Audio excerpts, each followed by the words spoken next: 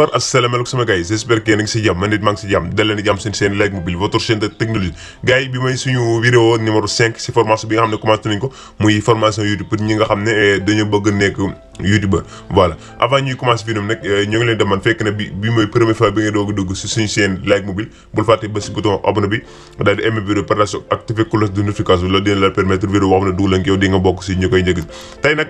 vidéo bi dañuy wax si YouTube Studio ça veut dire que yow nag ngay def bay utiliser YouTube Studio ak nag ngay def ba mën am accès sa application YouTube Studio ak nag ngay def bay def say changement boo dugal vidéo ba pare jaar rek si li nga xam ne moo di YouTube Studio léegi première li ñu njëkk a def mooy day dem télécharger application YouTube Studio si suñu téléphone bu fekkee Android ngay utiliser mën ngaa dem Play Store bu fekkee ne iPhone ngay dem App Store léegi bu demee suñu App Store léegi dañuy dem si barre de recherche bi léegi ñu tapé YouTube Studio léegi ñu dem si barre de recherche ñu tapé YouTube Studio léegi ñu def YouTube Studio léegi mooy ni ñu cliquer YouTube Studio léegi ñun télécharge ba pare mais dañuy demander ñu def mettre en jour comme que ñun def nañ télécharge ba pare rek yow boo duggee automatiquement day laaj télécharge nga laaj di koy télécharge mais ñu du télécharge ba pare léegi jërëtu ñuy bësaat ay télécharge léegi naka lay def mooy day def retour xool dem si application bi léegi dañuy def retour ñu dem suñu application yow boo duggee rek da lay laaj télécharge nga laaj télécharge léegi application bi moom moo nekk nii léegi télécharge nga ba mu wàcce suñu téléphone ba pare léegi naka lay def mooy day tijji directement li nga xam ne moo di application bi si suñu téléphone léegi ñu cliquer application YouTube Studio bi léegi ñu xaar mu chargé wu léegi bu tijjee ko automatiquement nii lay mel parfois nag bu fekkee ne yow connecté go benn compte boo duggee da lay laaj sa compte bi nga xam ne mooy sa compte YouTube mu laaj la nga laaj si connecté mais ñu dañ see connecté ba pare moo tax bu ñu duggee directement day indil si li nga xam ne moo di compte waaw léegi suñu compte ba nekk nii muy seen compte seen bi nga xam ne créé nañ ko muy Biz Vision léegi bu ñu demee li nga xam ne voilà mooy contenu bi léegi di ngeen gis vidéo yi nga xam ne moom lañ fa dugal léegi benn vidéo lañ dugalagum si chaîne bi. léegi bu ñu bëggoon a def ay quelques changements si vidéo bi léegi dañuy def clic droit si li nga xam ne moo di vidéo bi léegi vidéo baa nekk ni léegi première bu fekkoon yow da nga bëggoon a changer li nga xam ne moo di titre bi léegi si kaw am na benn crayon bu mu la fa defal léegi moom nga cliquer léegi nga cliquer texte bi léegi bu la nee mën nga effacer léegi bu effacer nga xool benn texte nga si bëgg a defaat léegi bu la nee mën nga def comment acheter des produits sur Amazon.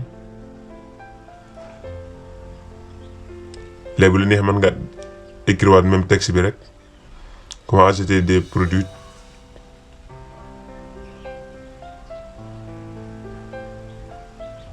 sur Amazon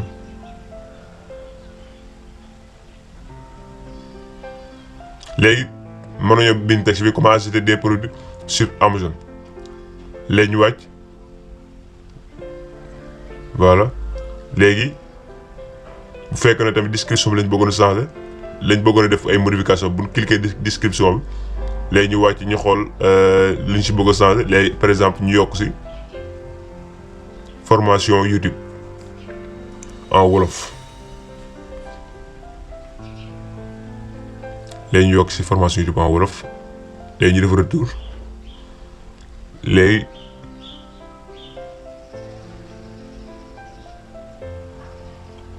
léegi bu fekkee ne visibilité bi moom nga bëggoon a def modification comme nga def ko public wala non répertoire wala nga def ko li nga xam ne moo di privé voilà bu fekkee ne sélectionné l'auditoire bi moom nga bëgg comme conçu pour les enfants voilà bu la nee mën nga ko modifier moom it liste de lecture tamit bu la neexee mën nga koo créer sa liste de lecture. bu la neex mën nga créer li nga xam ne moo di sa liste de lecture voilà autre option bi boo demee moom it di nga mën a changer say tag yi nga xam ne defoon ko si vidéo bi ak boo xam da nga bëgg say j'aime di feeñ si vidéo biir vidéo wala déet muy afficher combien de spectateurs aimé cette vidéo bu la neexee mën nga ko sélectionner bu la neexee nga désélectionner ko.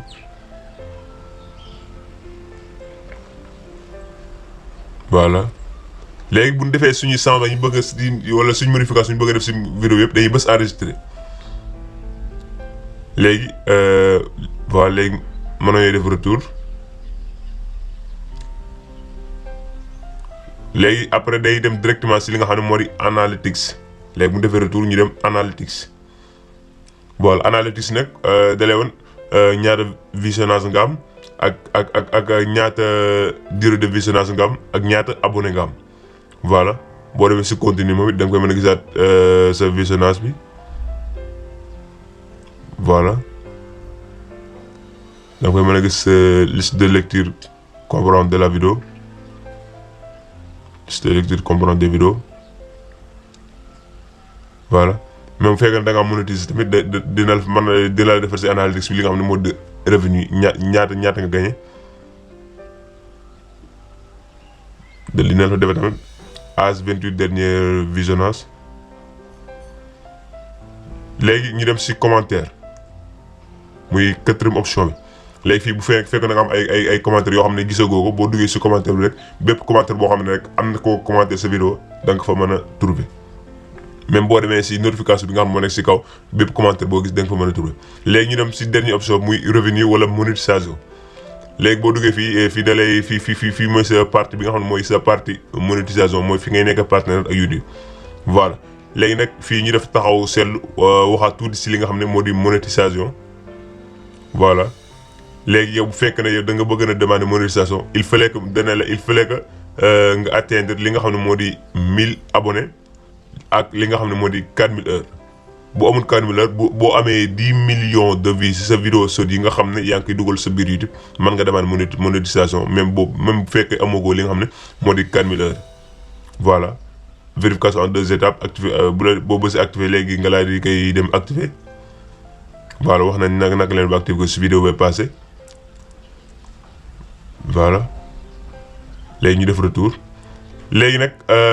wax nañ application YouTube Studio bi wala ak wax nañ nag nga def ba télécharger ko léegi day dem directement si li nga xam ne moo di YouTube Studio dans Google Chrome. voilà ñu wax leen ko YouTube Studio dans Google Chrome nag moo la mën a permettre ngay dugal say vidéo moo la mën a permettre nga def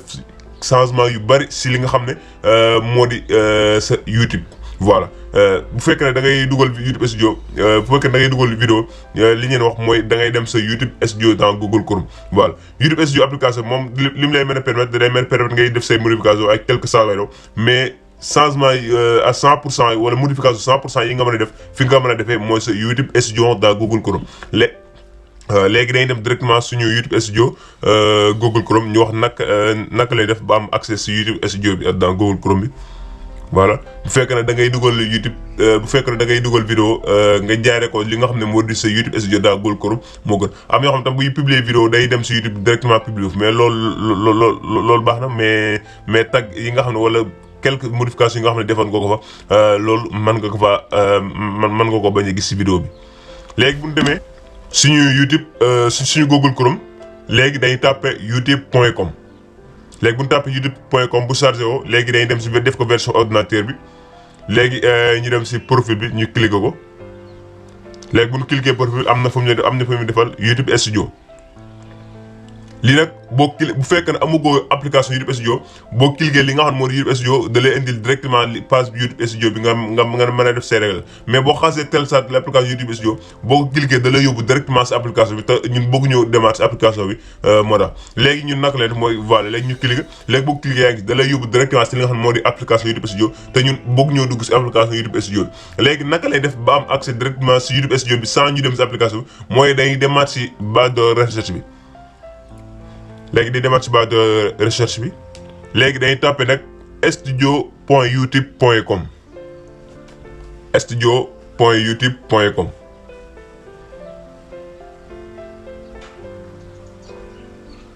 léegi ñu bës ok léegi ñu xaar mu chargé wu léegi boo demee sa Google Chrome rek léegi da ngay def studio.youtube.com di nga mën a dem directement si li nga xam ne moo di sa YouTube Studio dans Google Chrome. léegi voilà léegi suñu YouTube Studio tëjeekul léegi nag fii nii mën nañ fay def suñu réglage wala mën nañ fay def suñuy changement yu bari moo xam dañoo bëgg a dugal vidéo wala dañoo bëgg a dañoo bëgg a def ay suñu changement si li nga xam ne moo di suñuy tag wala suñuy description moo xam bépp modification boo bëgg a def rek mën nga koo jaaree fii nii nga def ko. léegi premier étape bi moom day taxaw si li nga xam ne moo di table de bord mooy page bi ñu nekk fii da lay wan information yi nga xam ne am na si YouTube wala changement yi nga xam ne YouTube def na ko. léegi deuxième bi moom mu ngi lay defal contenu rek mooy vidéo yi nga xam ne yow jot nga koo dugal sa chaîne boobu see contenu da nga gis mboolem vidéo boo xam ne yow dugal nga ko sa chaîne. léegi troisième bi muy analytics sànq wane nañ ko si yu bëri nag am na yi am si YouTube bi am na si li nga xam ne moo di application YouTube Studio yëpp wane nañ leen ko si li nga xam ne moo di application YouTube Studio bu ñu demee analytics voilà léegi comme contenu wala auditeur wala recherche bi yi nga xam ne gisoon nañ ko si li nga xam ne moo di application YouTube bi léegi gis nañ ko si li nga xam ne même YouTube Studio bi dans Google Chrome. voilà léegi fii bu fekkee ne yaa ngi demande monétisation sa revenu bi da la koy afficher fii comme li nga xam ne dañ ko gën voilà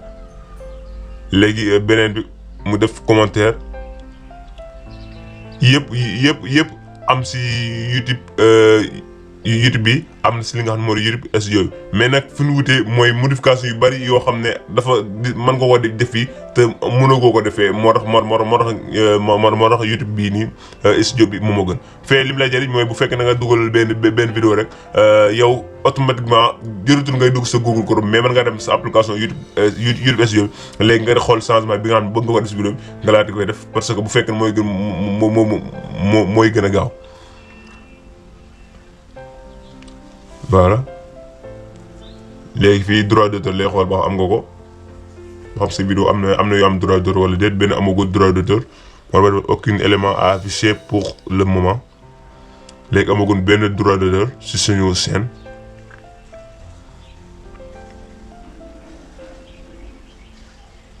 voilà léegi amagul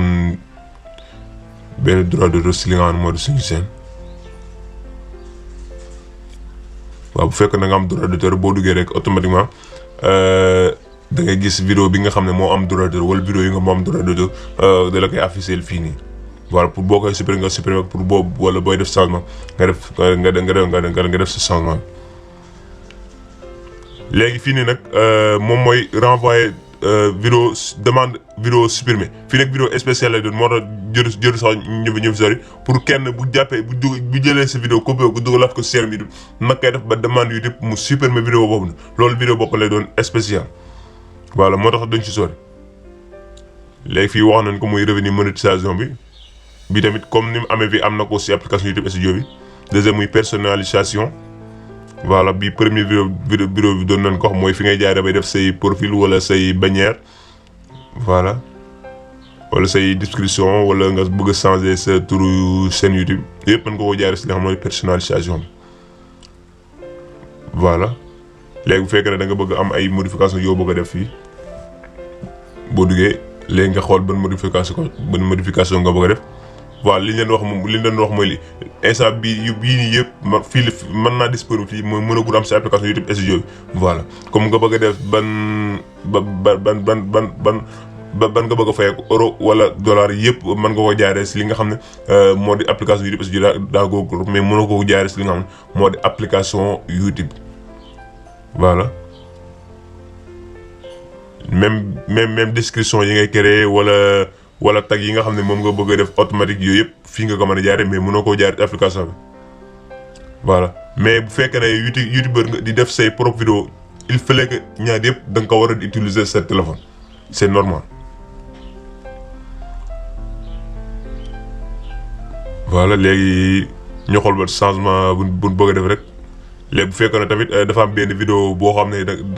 nga bëgg a dugal benn vidéo